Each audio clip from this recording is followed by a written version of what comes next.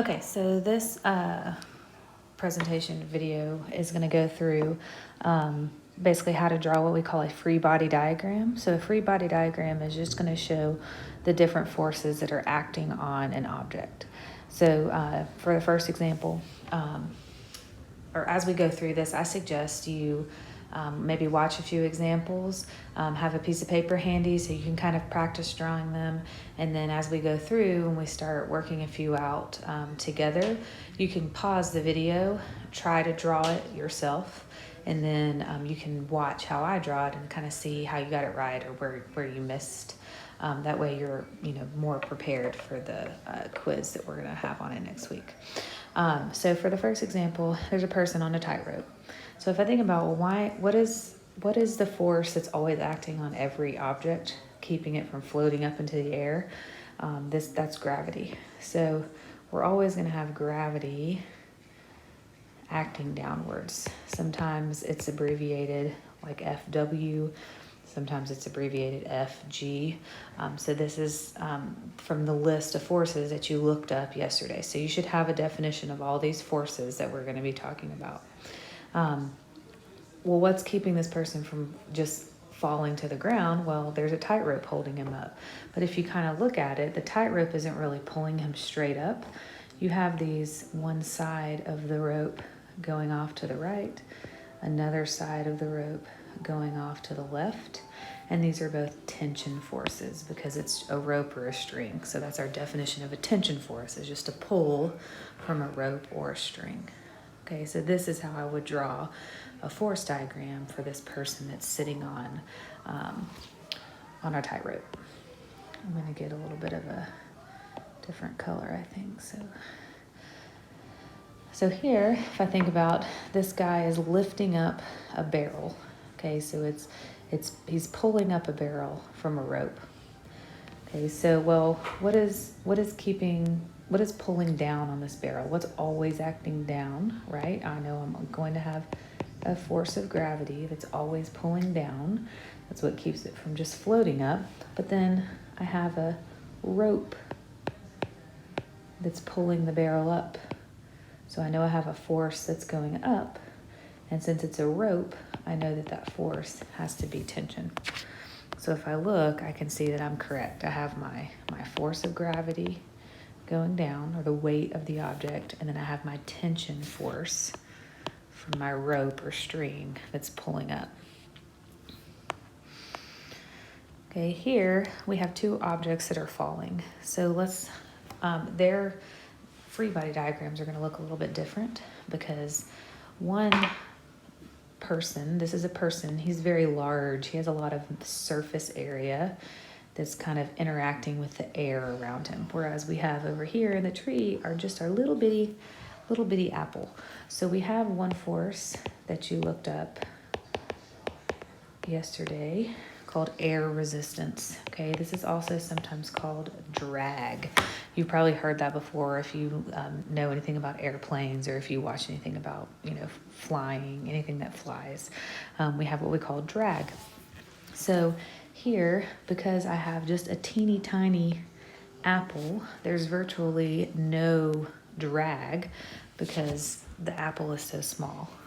So the only force that's really acting on this apple is just that downwards force of gravity.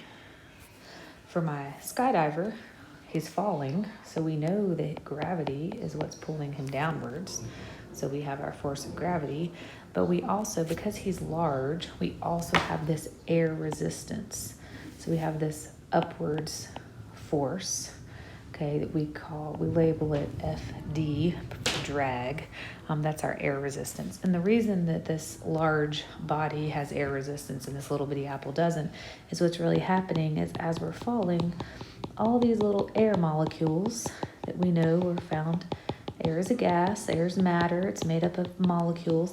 They start accumulating kind of under the body. So that's why if you know anything about skydiving, or if you're interested in skydiving, you start off falling really fast, you're accelerating, and eventually you kind of reach a constant speed of about 122 miles per hour. That's because pretty much all the air that's going to accumulate under you has accumulated. So you have this kind of constant speed of 122 miles per hour. And we actually, that has a name, it's called terminal velocity. So terminal just means ending. So that's like your ending speed, like how fast are you going?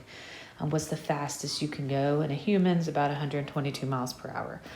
Since we have an apple, if I was to drop an apple from way up out of a plane, it would go a lot faster because since it's so small, maybe a little bit of air can accumulate underneath it, but not enough to actually give it an upward force. So it's just going to keep falling downwards and keep accelerating downwards until it hits something like the ground. That's why they say, if you've ever heard, like if somebody drops a penny off of the Empire State Building and it hits someone in the head, it could kill them or, seriously injure them. It's because a penny has no air resistance. It's just going to keep speeding up. So it could be going, as fast as a bullet, basically, by the time it gets to the ground.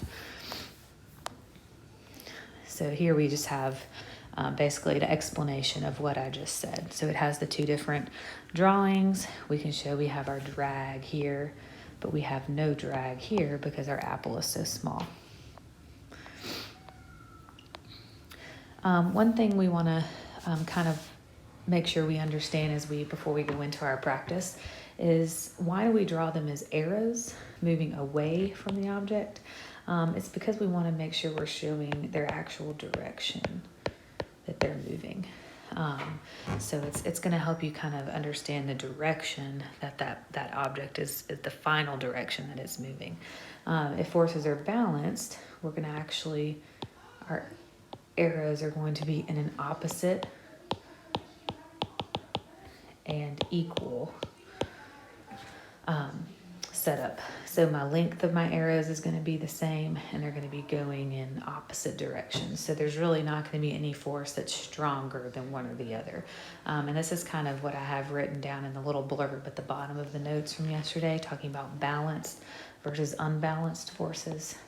Okay, so if I have an unbalanced force, that means that, let's say somebody's pulling more to the left, this is a stronger force on the left. So if I have a motionless object, but I have a strong force going this way because it's longer, and then I have a little force, it's obviously going to move whichever direction that strong force is. Okay, so in this case, it would move left. If I had a moving object, it would kind of just depend on the force. In this case, it might accelerate. Okay, or it could slow down. It would just depend on which direction your force was pushing on the object. Okay. For a balanced force, again, since it kind of relates back to number 6, since they're the same, they kind of cancel each other out. So it's not going to have any kind of effect on the object. So we'll just say no change on the motion. So if the object's moving, you have a balanced force, it's just going to keep moving. If you have a object that's sitting still, like a pencil, and you have a balanced force, that pencil is going to stay sitting still.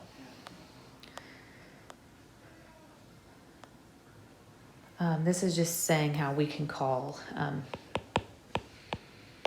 the arrow that we draw for a force a vector, because they have direction.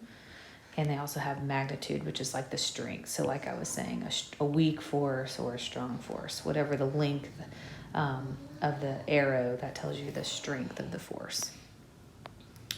All right, so this is where I would pause if you want to try these two drawings. And then you can start back once you do, so you can kind of check yourself, or if you want to watch these two examples, then I have some other examples that we'll go through. So I'll just kind of go through these fairly quickly. That way you can just kind of be checking yourself as you go. So we always represent our objects as either a box or a dot. You can do either one. So if I think a book is at rest on a tabletop, so what's keeping that book from floating up into the air? I know it's gravity. Okay, so I'm looking at my list of forces that I defined yesterday, and I'm trying to think which one of them are acting on this box.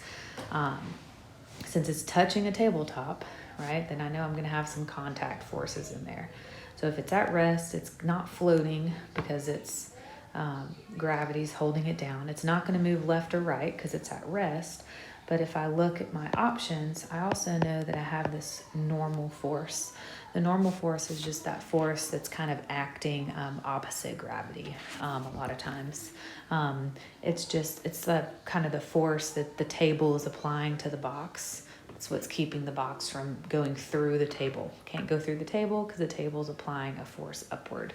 So we call that the normal force.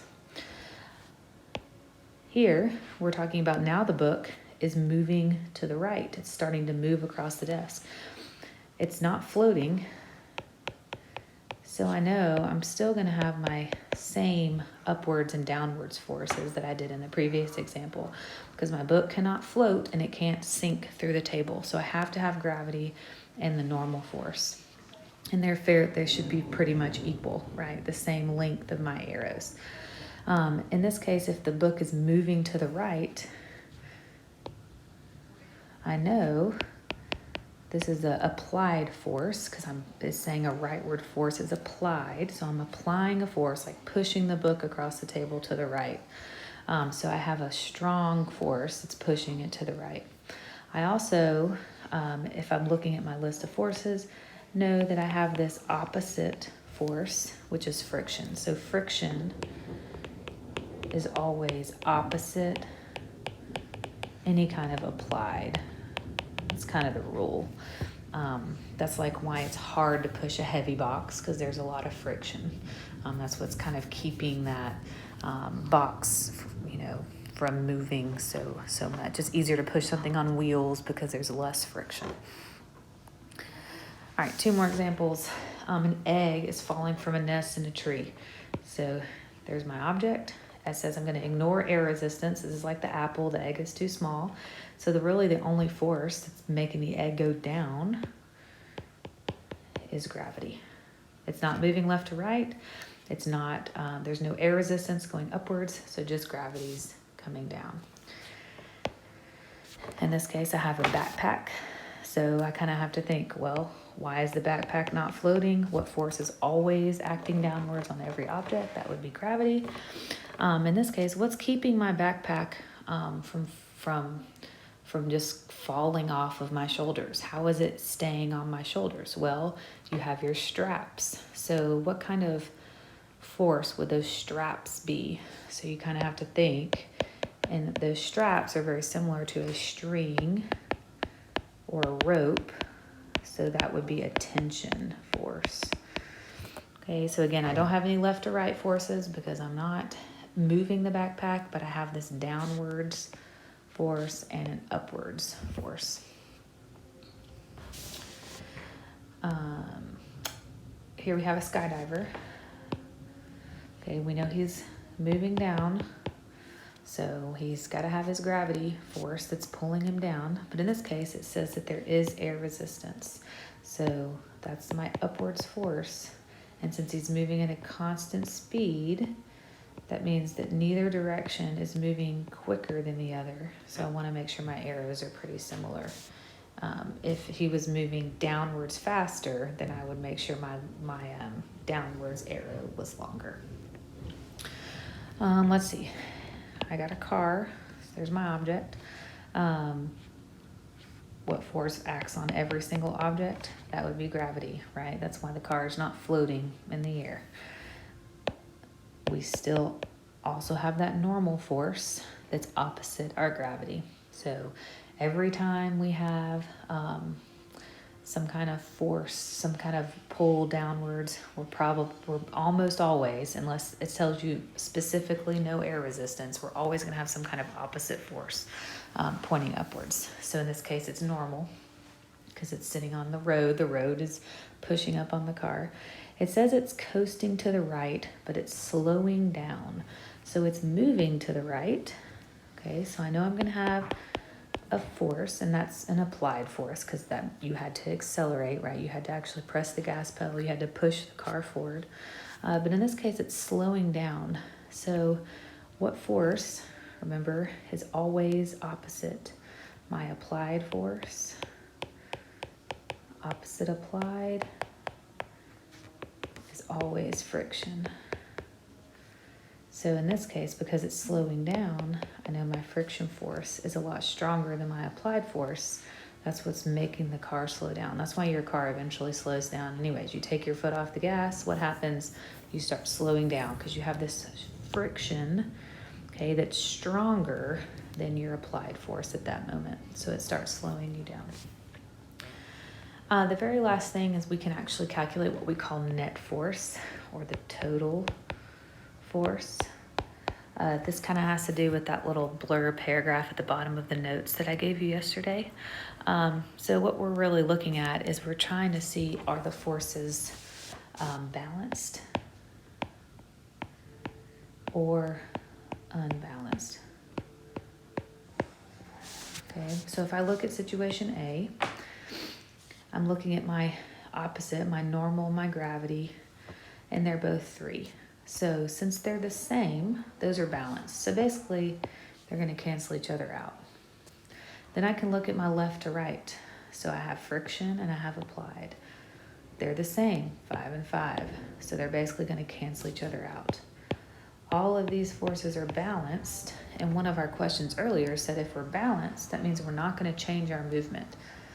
Okay, so in this case, my total force on the entire object is 0 because they're all balanced. Okay, and we measure force in newtons. If I look at situation B, I always just start top to bottom. My gravity and my normal, it means this isn't moving up or down. My 3's are going to cancel. But if I look over here, I have 5 going to the left, but there is nothing over here on the right. So that means I have an unbalanced force going left to right. So my object is going to move left 5 newtons. Okay. Situation C, this is very similar to A. I have up and down, 20 and 20. They're going to cancel out. So that's 0. I have no left and right force. Okay, so that means it's balanced. My net force is 0 newtons. In this case, my situation D, I have an upwards force of 40 and a downwards force of 25. They are unbalanced. So that means my object's going to move somehow. So which is my strongest force? Upwards. So that means it's going to move up. And what is my total force? I just have to do 40 minus 25. So that's 15 newtons. Okay, so it's pretty basic. You're just kind of subtracting the differences, but we're always comparing opposite directions. So you're comparing opposite forces. Okay, that's kind of the key word. So that's all for this lecture. Make sure you just understand how to draw the free body diagrams by looking at those the chart with all the forces. Okay, so it's okay that you need to use the chart. I'm not saying you have to like memorize all of the forces and know how to draw them all. But just make sure if you're looking at the chart, you can figure out which ones are present in those situations, like these practice problems. Okay. And then if you have any questions, make sure you email me and let me know.